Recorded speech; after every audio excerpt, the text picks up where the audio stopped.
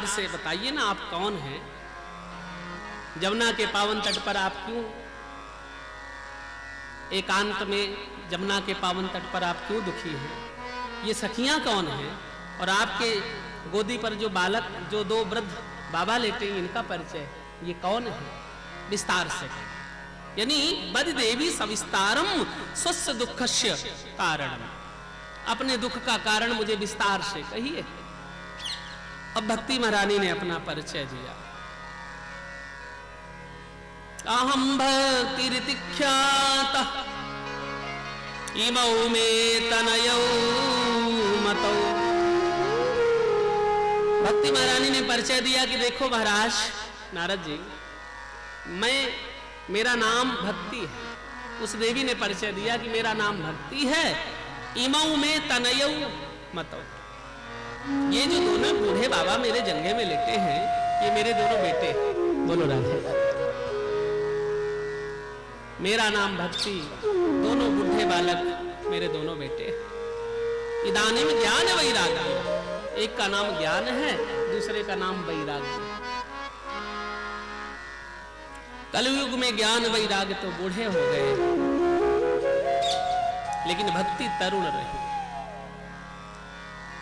उत्पन्ने द्रविड़े साहम वृद्धे कर्णाटके महा, क्वचित क्वचित महाराष्ट्रे गुर्जरे जीर्णतां गता।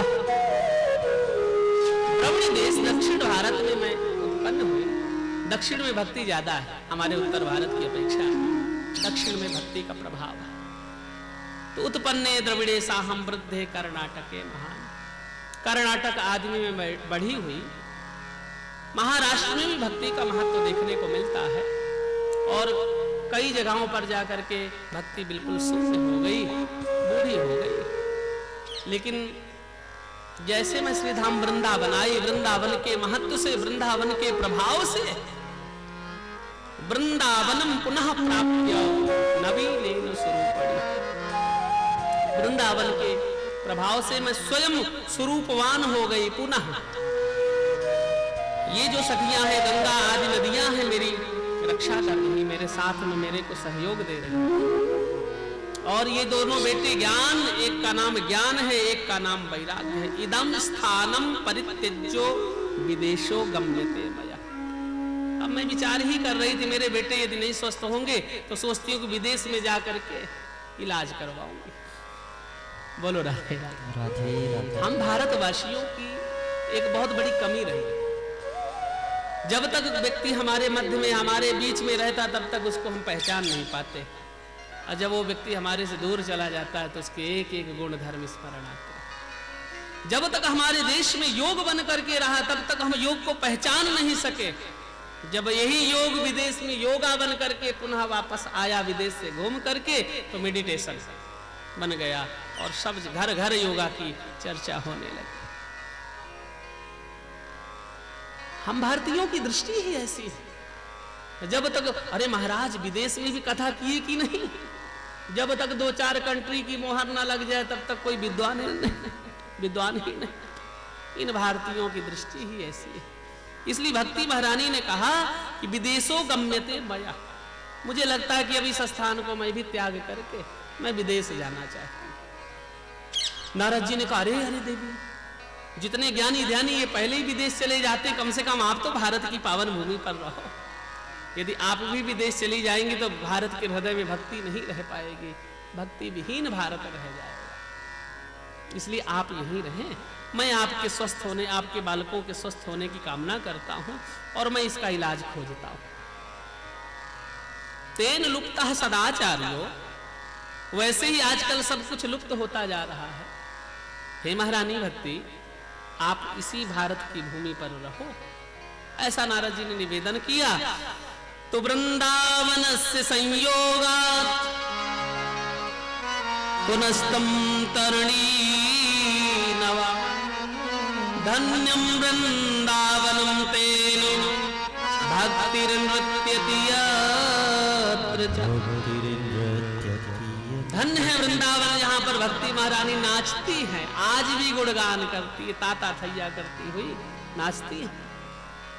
नारद जी ने ज्ञान वैराग्य को जगाने के लिए कई प्रयास किए।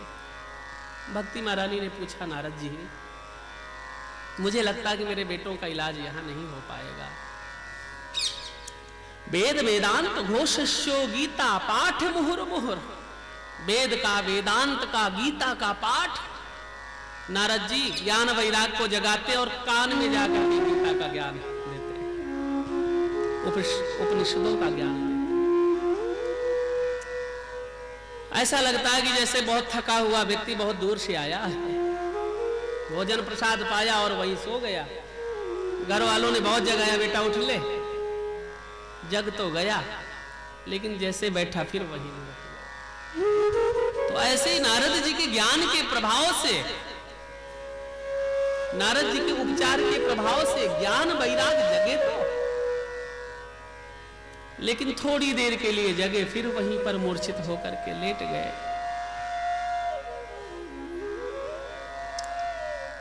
तभी आकाशवाणी हुई। आकाशवाणी ने कहा, नारद जी आप सत्कर्म करो, सत्कर्म के प्रभाव से ज्ञान वैराग निश्चित जग जाएंगे, आप सत्कर्म करो। नारद जी ने कहा कि हरि का स्मरण सत्कर्म नहीं है, गीता का ज्ञान सत्कर्म नहीं है, वेद वेदांत की चर्चा करना सत्कर्म नहीं, तो सत्कर्म है क्या फिर? नारद जी ने सोचा कि मेरे प्रश्न का उत्तर यदि मुझे नहीं मिल रहा है तो मैं और संतों से पूछ लूंगा। संतों की कुटिया में जाते हैं नारद जी। बहुत संत तो अपनी कुटिया ही छोड़ करके चले गए, क्योंकि नारद जी जैसे विशाल महात्मा को वो प्रश्न का उत्तर नहीं आ रहा।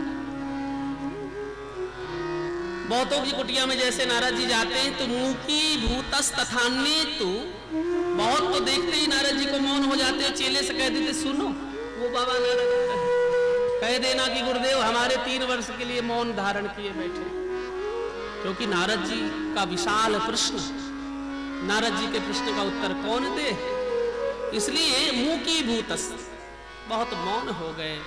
बहुत से महात्मा कियतंतस पलायत, बहुत महात्मा तो पलायिता, पलायन कर गए, घर को छोड़ गए, कुटिया को छोड़ गए, क्योंकि अभी अभी नारद जी आएंगे।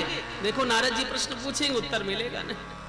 अरे महाराज जब बड़े बड़े महात्मा नहीं टिक रहे तो हम लोग नारद जी के प्रश्न का उत्तर कैसे दे देंगे? इसलिए पलायिता, बहुत महात्मा कुटिया छोड़ करके पलायन कर।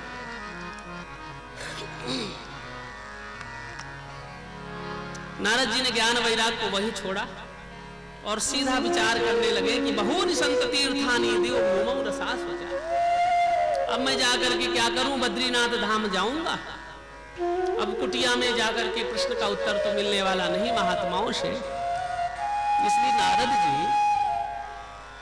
बहुनि संत तीर्थानि दिव भूमौ रसा सोचा, बदरी श्रद्धसम तीर्थम ना भूतम न भविष्यति। ना तो स्वर्ग लोक में कोई ऐसा तीर्थ है, ना मृत्यु लोक में कोई ऐसा तीर्थ है, ना ही इस धराधाम पर कोई ऐसा तीर्थ। बद्रीनाथ जैसा पवित्र तीर्थ कोई इस धरती पर नहीं है। इसलिए बद्री का आश्रम में जाऊंगा, अब बद्री का आश्रम में बैठ करके भजन करूंगा।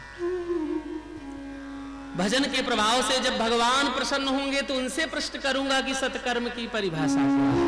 बोलो राधे राधे।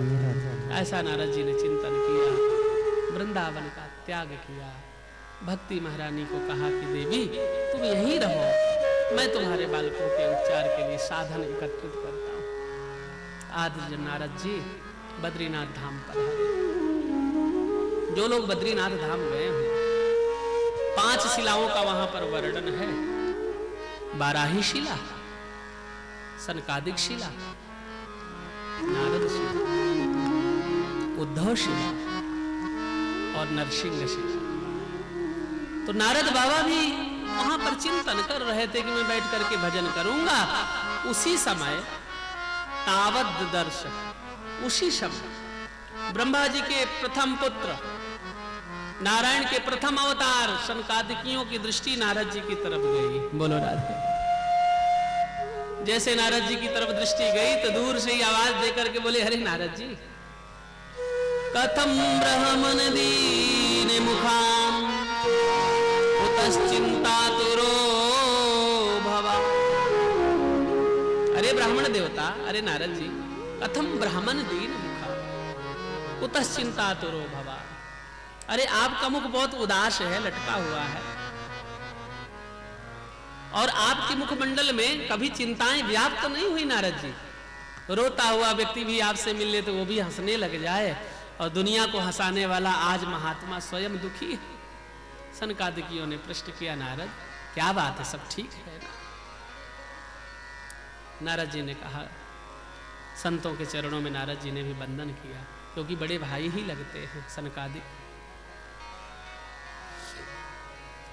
वंदन करने के बाद नारद जी ने कहा, प्रभु मैं सत्कर्म की परिभाषा पूछते पूछते थक गया।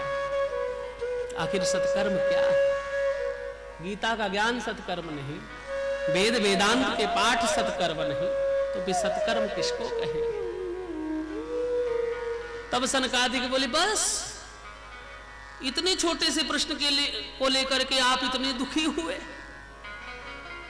नारद जी के तो होश उड़ गए। बोले, मैं जिस प्रश्न को लेकर के इतना चिंतित था, दुखी था, और इसको तो इन्होंने यूं मिनटों में कह दिया। बोले, बाश, अरे बहुत बड़ा प्रश्न थोड़ो है नारद जी, पहले बैठो, बैठिए। कहां से आ रहे हैं, कैसे आ रहे हैं, सारा वृतांत बताइए ना। समझ लो आपकी समस्या का निदान यहां पर हो ही गया। कई बार बहुत बड़ी बीमारी का भी अभिमान जीवन में हो जाता है। अरे सरकार, महाराज हम तो विदेश तक दवा करा के आए, और आप कहते 2 रुपए की चूरण चटनी में ठीक हो जाएगा। तो कई बार बीमारी का भी अभिमान। वैसे नारद जी के भी मन में वही भाव है। ये कहते हैं, अरे इतने छोटे से प्रश्न के लिए आप दुखी।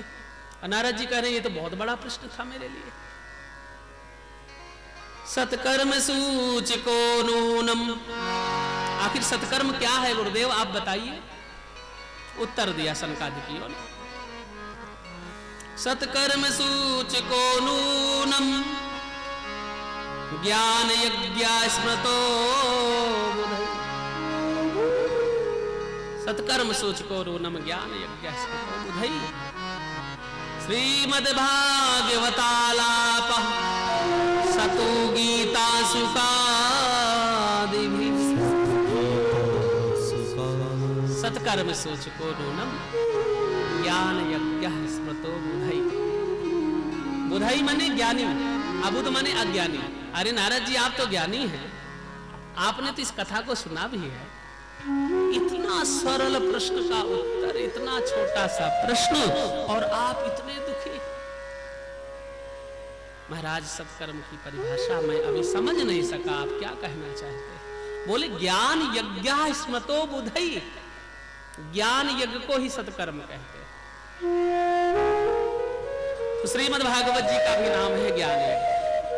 पूरा नाम है श्रीमद् भागवत सप्ताह भक्ति ज्ञान यज्ञ। इसलिए भागवत की तरफ इशारा किया संत कुमारों ने कि श्रीमद् भागवत की कथा ही सर्वश्रेष्ठ सत्कर्म है। सतु गीता सुखाद। सुखदेव जी के द्वारा जिस गीत को गाया जाए, जिस ग्रंथ को कहा जाए, श्रीमद् भागवतालापः सतु गीता सुखाद। श्री सुखदेव जी के श्री मुख से जिस गीत को सरल करके गाया गया, वही ग्रंथ, वही कथा, वही गीत ही तो सत्कर्म है। बोलो राधे राधे। श्रीमद् भागवत की कथा ही सत्कर्म है। नारद जी, आप ज्ञान वैराग्य के तरुण होने के निमित्त आप श्रीमद् भागवत की कथा सुनिए। नारद जी ने कहा, महाराज बद्रीनाथ में कौन कथा सुनने आएगा? और उस समय तो बहुत दुर्गम मार्ग थे, आजकल तो मार्ग बन गए हैं। तो संसार के कल्याण के लिए संत ही संसार में उतर करके आते हैं। संसारी तो ऊपर चल नहीं सकते, चढ़ नहीं सकते। देखो, इतनी माधुर्यमयी कथा बोकारो में हो रही है, सबके भाग्य में थोड़ा है। जिनके भाग्य में है वही व्यक्ति यहां दौड़ करके आया। इसलिए नारद जी ने कहा, गुरुदेव, सबके भाग्य में बद्रीनाथ धाम का दर्शन नहीं है, इसलिए यदि आप कहें तो इस आयोजन को हम लोग हरिद्वार में रखें, क्योंकि हरिद्वार से 324 किलोमीटर से भी ज़्यादा ऊंचाई पर बद्रीनाथ धाम बसा हुआ है।